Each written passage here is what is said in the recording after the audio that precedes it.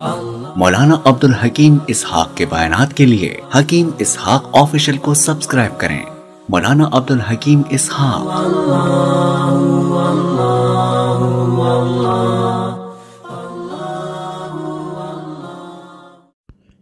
حضور اکرم صلی اللہ علیہ وسلم سفر پر تشریف لے جا رہے ہیں۔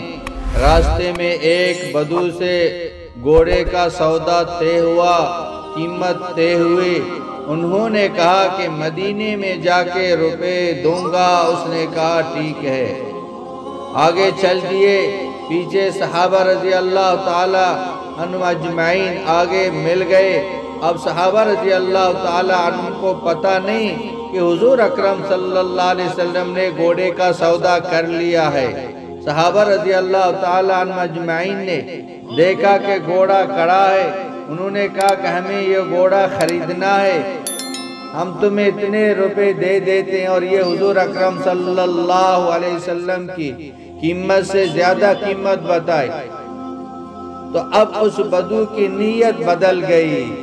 اس نے کہا یا رسول اللہ صلی اللہ علیہ وسلم، گھوڑا لینا ہے تو لے لو، ورنہ ان کو بیچ دیتا ہوں۔ روپے مدینہ پہنچ کر دینا یہ طے ہوا تھا۔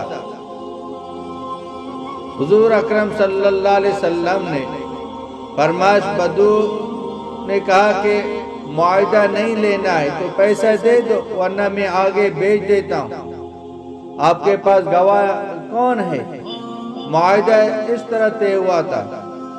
صحابہ رضی اللہ تعالیٰ عنہ اجمعین میں ایک صحابی حذیفہ بن ثابت رضی اللہ تعالیٰ پیچھے سے وہ کھڑے ہوئے ہیں، کہا کہ میں اس پر گواہ ہوں کہ سودا اس طرح طے ہوا ہے۔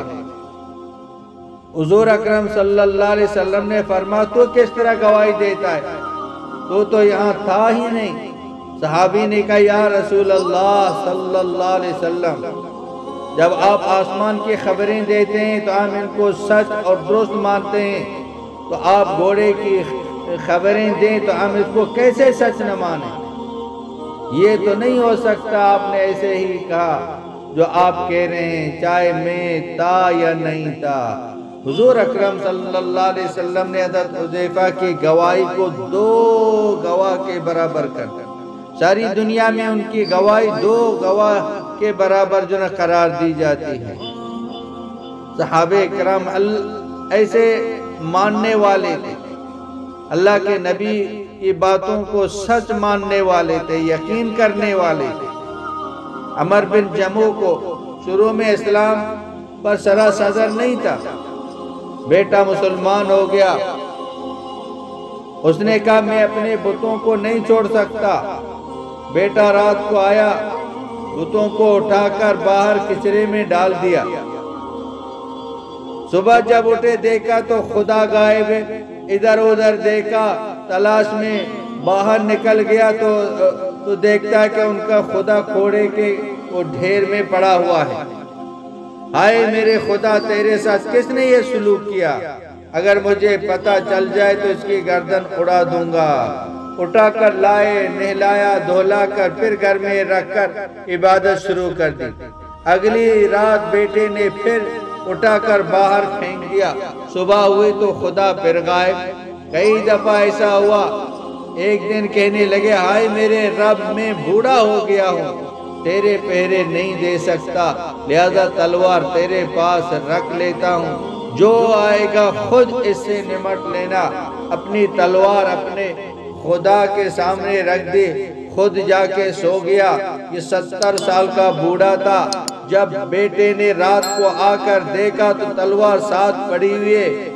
پھر وہ باہر نکل گیا اور پورے مدینے میں گھوما پھیرا تو ایک مردہ کتا پڑا ہوا تھا، اس کا جسم پھٹا اور پھولا ہوا تھا، اس کی ٹانگیں اوپر اٹھ گئی تھی۔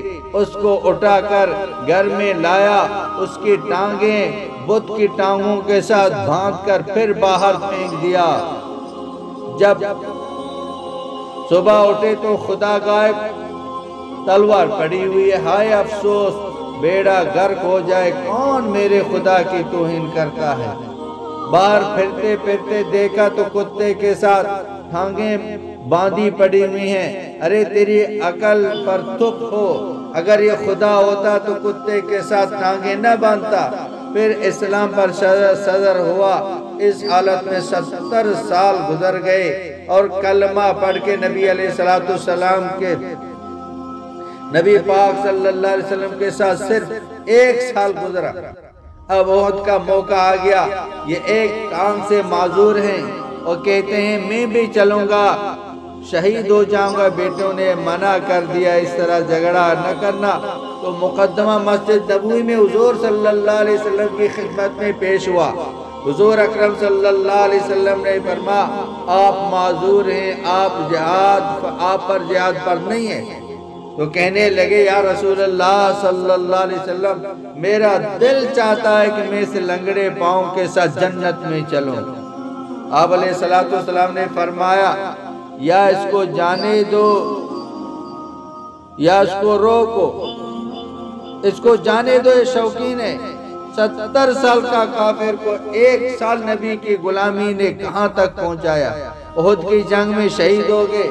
آپ صلی اللہ علیہ وسلم کو اس کی لاش پر گزر ہوا تو آپ صلی اللہ علیہ وسلم نے فرمایا کہ میں نے اس کو جنت کی زمین کو رونتے ہوئے دیکھ رہا ہوں، لنگڑے پاؤں کے ساتھ نہیں بلکہ صحیح پاؤں کے ساتھ۔ مولانا عبدالحکیم اسحاق کے بیانات کے لیے حکیم اسحاق آفیشل کو سبسکرائب کریں۔ مولانا عبدالحکیم اسحاق